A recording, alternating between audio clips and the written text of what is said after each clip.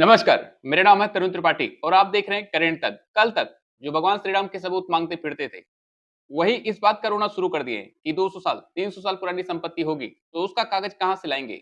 CA, NRC की बात होगी, तब भी ये कहेंगे कि भैया कागज नहीं दिखाएंगे। वक्त विल की बात होगी, तो कागज कहां से लाएंगे? मतलब कागज नहीं दिखाएंगे कि अपार सफलता की बात, कागज कहां से लाएंगे? इस पर आ गए हैं। ये वही लोग हैं जो आज वक्त संशोधन बिल को कोर्ट में चैलेंज कर रहे हैं, कोर्ट में लड़ाई लड़ रहे हैं। भैया यही लोग कल तक राम मंदिर को लेकर पूछते थे कि रामलला के होने के क्या सबूत हैं? इसका क्या सबूत है कि उनका जन्म उसी स्थान पर हुआ था? राम तो काल्पनिक थे। मतलब हिंदुओं से भगवान श्री राम के होने का सबूत मांगा जा रहा था। मतलब हिंदुओं से अपने ही देश में, अपने ही भगवान के, अपने ही पूर्वजों के होने का सबूत मांगा जा रहा था। लेकिन फिर भी हिंदुओं ने कभी ये नहीं कहा कि हम कहां से सबूत लाएंगे। ज्ञानवापी में, मथुरा में हिंदुओं से सबूत मांगा जाता है कि बताओ कैसे ये मंदिर ही था। क्या सबूत है? हर जगह हिंदू सबूत दे, चाहे हजारों साल पुरानी ही बात क्यों ना हो। लेकिन इनके पास 200 साल, 300 साल पुराने सबूत मौजूद नहीं है, कागज मौजूद नहीं है। लेकिन फिर भी अगर ये कह दें कि ये वक्त बाई यूजर है, तो उसे मान लेना चाहिए, क्योंकि इन्होंने कहा है, क्योंकि विशेष समुदाय के लोगों ने कहा है। मतलब भाई गजब का खेल चल रहा है कि हिंदू अपने ही देश में, जो हिंदुओं का देश है, उस देश का सनातनी हर बात का जवाब देगा, हर बात का सबूत देगा। लेकिन मुसलमानों से कोई सबूत ना मांगा जाए। हम कागज कहां से लाएंगे? वक्त की संपत्ति के सबूत कहां से लाएंगे?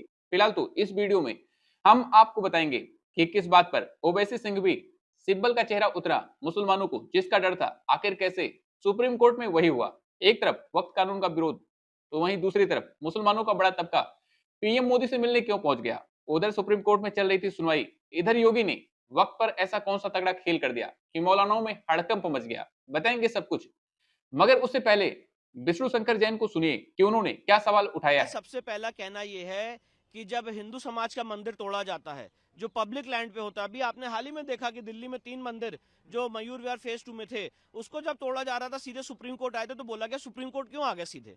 जब वफ को लेके हम सुप्रीम कोर्ट आए थे सीधे तो बोला गया सुप्रीम कोर्ट सीधे क्यों आ गए। और 7 साल से पूरा समाज इस देश के अलग अलग हाईकोर्ट में स्ट्रगल कर रहा है। 140 से ज्यादा याचिकाएं देश के अलग अलग हाईकोर्ट में दायर हो चुकी हैं, आज तक कोई इंटरिम रिलीफ नहीं मिली है। तो क्या पैमाना है, क्या मापदंड है कि एक पक्ष सुप्रीम कोर्ट आता है और उसकी सुनवाई की जाती है और इंटरिम ऑर्डर देने के लिए एक बात की जाती है, तो ये कानून, यही चीज दूसरे पक्ष के लिए भी लागू होनी चाहिए। Point number 1। पॉइंट नंबर 2 मैं आपको बताना चाहता हूं कि अभी 4 राज्यों के जो एंडोमेंट एक्ट है जिससे हिंदू मंदिर को टेक ओवर किया गया है, उन 4 राज्यों के एंडोमेंट एक्ट की सुनवाई पिछले 13 साल से सुप्रीम कोर्ट में चल रही थी और हाल ही में सुप्रीम कोर्ट ने फैसला दिया है, मैं ऑनरेबल जजेस का नाम नहीं लेना चाहता हूं, जिसमें सुप्रीम कोर्ट ने कहा कि सारे मैटर हाई कोर्ट में चले, हम यहां पे इसको क्यों सुने।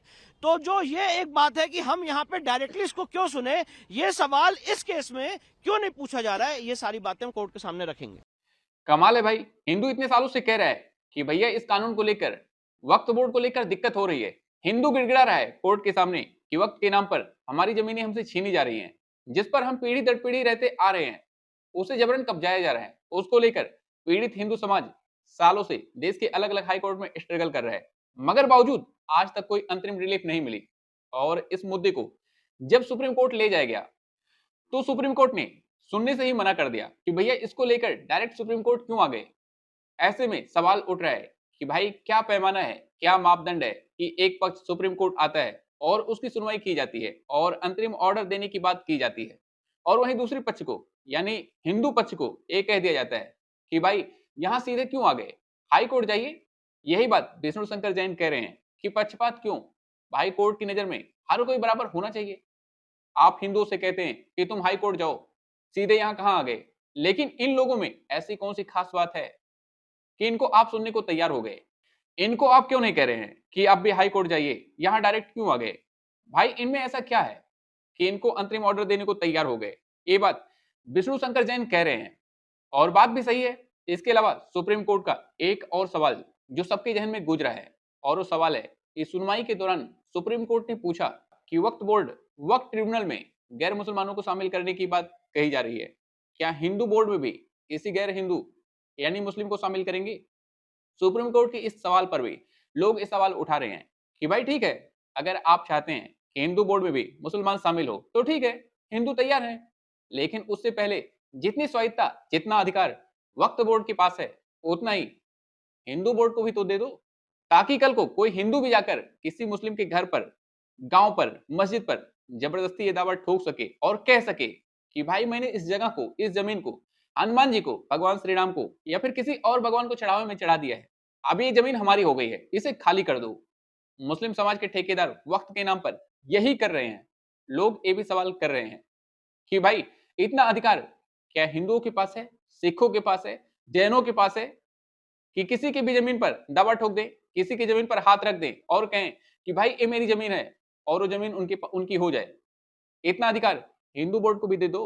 हिंदू भी संसद से लेकर सड़क तक कल को दावा ठोकेंगे कि भाई ये सब हिंदू बोर्ड की जमीन है, इसे खाली कर दो। ऊपर से हिंदुओं को भी एक ट्रिब्यूनल बनाकर दे दीजिए कि भाई हिंदुओं का मामला हिंदू ट्रिब्यूनल में ही चलेगा, सिविल कोर्ट में इसकी सुनवाई नहीं होगी। उसके बाद आप सवाल पूछिएगा कि हिंदू बोर्ड, हिंदू ट्रिब्यूनल में मुसलमानों को जगह दी जा सकती है क्या?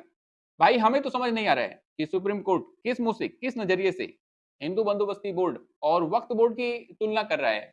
अब इसे एक प्रकार की तुलना ही कहेंगे ना कि हिंदू बंदोबस्ती बोर्ड में मुसलमानों को शामिल करेंगे क्या? ये सवाल सुप्रीम कोर्ट पूछ रहा है, तो एक प्रकार का तुलना ही हुआ ना। और सुप्रीम कोर्ट के इस सवाल पर जगदम्बिका पाल जो जेपीसी के अध्यक्ष थे, उन्होंने क्या कहा उसे सुनिए, ये काफी इंपॉर्टेंट है। हाँ, बहुत सही सवाल किया है, लेकिन आज जो सुप्रीम कोर्ट ये सवाल उठा रहा है, इसके पहले भी सुप्रीम कोर्ट ने 2010 में रामराज फाउंडेशन बनाम यूनियन ऑफ इंडिया का सवाल उठा था, जिसमें सुप्रीम कोर्ट ने फैसला किया था कि Waqf board is not a religious body, ये एक कानूनी संस्था है जो वक्फ की प्रॉपर्टी के रखरखाव को देखती है। और इसी तरह से Karnataka state board of Waqf versus Nazir Ahmed में हुआ था, उसमें भी कहा था कि ये एक स्टैचुरी बॉडी है, प्रशासनिक बॉडी है, न कि धार्मिक संस्था। और मैं ऐसे कितने केसेज कर चुका हूँ कि समय समय पे हाई कोर्ट और सुप्रीम कोर्ट ने फैसला किया है कि ये रिलीजियस बॉडी नहीं है, तो इसलिए धार्मिक स्वतंत्रता में कोई हस्तक्षेप नहीं है। ये तो वक्फ की प्रॉपर्टी के रखरखाव करने वाली, तो इसमें एडमिनिस्ट्रेशन के भी लोग रहेंगे, इसमें और भी रहेंगे, तो इसलिए जब कोई प्रशासनिक बॉडी है तो उसमें मुस्लिम या नॉन मुस्लिम बिल्कुल रखना वाजिब है।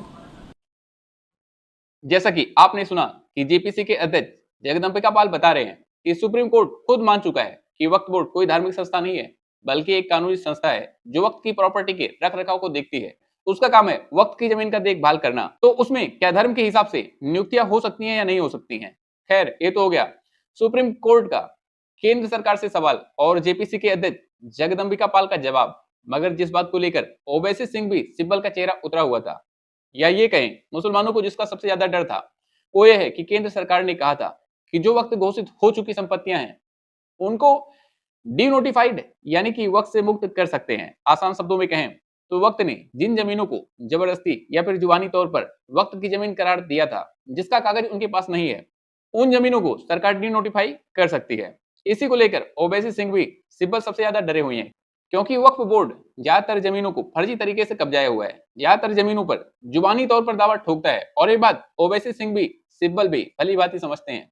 और ये बात तो ओवैसी खुद कई बार कह चुके हैं कि यूपी के अंदर 90% संपत्तियां ऐसी हैं जो वक्त बाय यूजर हैं, जिनका कोई रिकॉर्ड ही नहीं है। और इसी बात को लेकर इन सब का चेहरा उतरा हुआ था। हालांकि इस पर कोर्ट का रुख हो सकता है, अंतरिम आदेश में हो सकता है कि कोर्ट कहे कि जिन संपत्तियों को न्यायालय ने वक्त घोषित किया है उन्हें डी नोटिफाई नहीं किया जाएगा, चाहे वह वक्त बाय यूजर हो या फिर ना हो। इस पर भी न्यायालय कह सकता है कि भाई इसे आप यथास्थिति बनाए रखें। मगर इस पर वकीलों ने जो कहा, जो सबूत दिए, उसे सुनने के बाद ओवैसी की रातों की नींद उड़ जाएगी। उसे भी हम अभी वीडियो के लास्ट में बताएंगे। लेकिन यहाँ सबसे ज्यादा ट्विस्ट तो तब आता है जब सीजीआई ने पूछा क्या 1995 के कानून के तहत जो संपत्तियां वक्त में रजिस्टर्ड हैं उन पर अभी कोई कार्रवाई नहीं होगी। इस पर सॉलिसिटर जनरल ने जवाब दिया कि यह बात खुद कानून में शामिल है। सीजीआई ने कहा ठीक है, लेकिन फिलहाल वक्त बोर्ड या वक्त काउंसिल में कोई नियुक्ति ना की जाए। इसके बाद उन्होंने आदेश लिखवाना शुरू किया। सीजीआई ने कहा कि जो संपत्तियां वक्त घोषित हैं या रजिस्टर्ड हैं उन्हें अभी यथास्थिति में रहने दिया जाए। सिब्बल ने कहा इसमें वक्त बाय यूजर भी जोड़ दिया जाए, जिस पर सीजीआई ने कहा मैं आदेश लिखवा रहा हूं, बीच में मत बोलिए। सीजीआई ने आगे कहा कि सॉलिसिटर जनरल मेहता ने कहा है कि सरकार 7 दिन में जवाब दाखिल करेगी और तब तक वक्फ बोर्ड या काउंसिल में कोई नियुक्ति नहीं होगी। सीजीआई ने कहा हम यह बात रिकॉर्ड में दर्ज कर रहे हैं। सरकार 7 दिन में जवाब दे और उसके बाद याचिकाकर्ता 5 दिन में अपना जवाब दाखिल करें। ये सारी बातें कोर्ट की तरफ से कहा गया है, लेकिन असली ट्विस्ट कोर्ट के आदेश में छिपा है। और वो असली ट्विस्ट क्या है? तो असली ट्विस्ट ये है कि कोर्ट ने सिर्फ ऐसी वक्फ संपत्तियों पर यथास्थिति बनाए रखने को कहा है जो या तो ऑलरेडी रजिस्टर्ड हैं या फिर जिनके लिए नोटिफिकेशन जारी हुआ है। जो सिर्फ हवा हवाई मुंह जबानी हुआ है उसको लेकर कोर्ट ने कुछ नहीं कहा है। मतलब आप ये कह सकते हैं कि जो फर्जी तरीके से हड़पी हुई जमीनें हैं जिसका इनके पास कोई रिकॉर्ड नहीं है उस पर कोर्ट ने कुछ नहीं कहा है। मतलब उसका काम हो सकता है। सुनिए वरिष्ठ वकील जो हैं उसको लेकर क्या बता रहे हैं। सरकार के सॉलिसिटर जनरल है, उन्होंने अपना स्टेटमेंट दिया है कि अगली तारीख तक न तो काउंसिल में न वक्फ बोर्ड में कोई अपॉइंटमेंट जो संशोधित कानून है उसके अनुसार किया जाएगा। दूसरा बात जो माननीय अदालत ने कहा कि जो वक्फ व यूजर है जो रजिस्टर्ड हैं और गैजेटेड हैं उसको गवर्नमेंट डी नोटिफाई नहीं करेगी टिल द नेक्स्ट डेट। तो बड़ी इंपॉर्टेंट बात है कि जो रजिस्टर्ड एंड गैजेटेड हैं वही सिर्फ डी नोटिफाई नहीं होंगे, उसके अलावा संशोधन के हिसाब से सरकार कार्रवाई करने को स्वतंत्र है। भाई सरकार तो खुद ही कह रही है कि जो वक्त के पास रजिस्टर्ड है हम उसको टच नहीं करेंगे, उससे हमारा कोई लेना देना नहीं है। लेकिन जो नॉन रजिस्टर्ड है, जो नॉन नोटिफाई है, जो मुंह जबानी है, उनको लेकर कार्रवाई हो जाए। और सुप्रीम कोर्ट ने ऐसी संपत्तियों पर कोई रोक नहीं लगाई है। मतलब जो संपत्तियां रजिस्टर्ड नहीं है, नोटिफाई नहीं है, जिनका कोई सबूत नहीं है वक्त के पास, उन पर सरकार एक्शन ले सकती है। यानी जो ओवैसी कहते थे यूपी के अंदर 90% संपत्तियां ऐसी हैं जो वक्त बाय यूजर हैं जिनका कोई रिकॉर्ड ही नहीं है, उन संपत्तियों पर एक्शन हो सकता है। ये वरिष्ठ वकील बता रहे हैं। कोर्ट ने इस पर कोई रोक नहीं लगाई है। वक्त एक्ट पर जो रजिस्टर्ड है, जो नोटिफाई है, सिर्फ उनको कहा है कि 1 हफ्ते के लिए उसे मत टच करिएगा, उसमें कोई छेड़छाड़ी मत करिएगा। यानी जो लोग छाती पीट रहे थे वो लोग छाती पीट सकते हैं। फिलहाल तो उनकी छाती पीटने की जो समय सीमा है, जो उम्र है, वो 1 हफ्ते और बढ़ा दी गई है। फिलहाल तो इस पर आपकी राय क्या है? हमें कमेंट करके जरूर बताएं और इसी तरह की वीडियो देखने के लिए हमारे चैनल करंट तक को लाइक शेयर सब्सक्राइब जरूर करें। नमस्कार।